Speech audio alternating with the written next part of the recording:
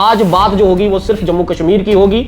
अलग मुद्दों पर भी बात करेंगे, लेकिन सबसे पहले जम्मू कश्मीर की सियासत पर बात होगी और जम्मू कश्मीर की स्टेटहुड पर बात होगी। गौरव जी, सबसे पहला सवाल, स्टेटहुड कब मिलेगी?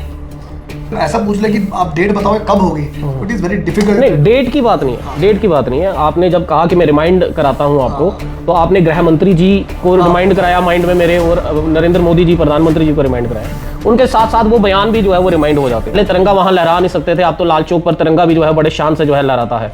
तो स्थिति तो सभी जगह अनुकूल है। आपके मंत्री भी कहते हैं, आपके नेता भी कहते हैं, आपके केंद्रीय मंत्री भी कहते हैं कि नॉर्मलसी जो है अब वहां पर सब चीजें नॉर्मल है। अब वो दौर नहीं है, वो कश्मीर वो नहीं है कि जहां पर रात को कैलेंडर इशू होता था। तो अब कितने हालात और सही चाहिए केंद्र सरकार को? तो स्टेटहुड के दर्जे को जो दूरियां बढ़ा देती है, तो क्या अगले 10 साल तक ये हालात ऐसे रहेंगे, या अगले 15 साल तक या 5 साल तक हालात ऐसे रहेंगे? तो जम्मू कश्मीर की जनता को स्टेटहुड नहीं मिलनी चाहिए, राज्य का दर्जा नहीं मिलना चाहिए। मैंने उनसे तब भी ये सवाल पूछा था कि क्या बीजेपी की सरकार अगर जम्मू में नहीं आई तो स्टेटहुड के लिए इंतजार करना पड़ेगा हमें?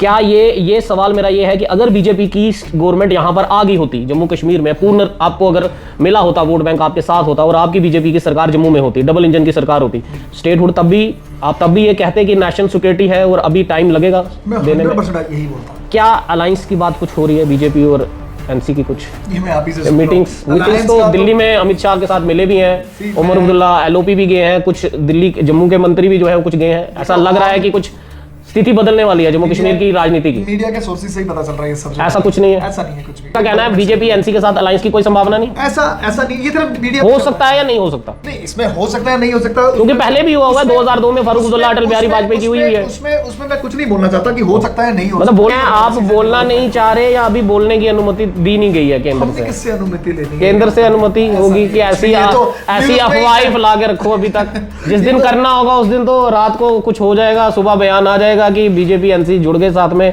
और जो 200 यूनिट की बात की जा रही है, सिलेंडरों की बात की जा रही है, बिना स्टेटहुड के तो गौरव जी आपको भी पता है एनसी कोई वादा पूरा नहीं कर पाएगी। बीजेपी के खिलाफ हूं या कुछ नहीं, सच पे बोल रहे हैं, वो अच्छा लग रहा है, वो अच्छा लग रहा है। आर्टिकल 370 पर भी उन्होंने कहा कि आर्टिकल 300 हम रीलुक तो करेंगे, हम आर्टिकल 370 की लड़ाई छोड़ेंगे नहीं, हम आर्टिकल 370 लड़ेंगे, लेकर रहेंगे, लेकिन बीजेपी की केंद्र सरकार की गवर्नमेंट में हम उनसे ये झगड़ा नहीं करना चाहते। 370 बचा हुआ है।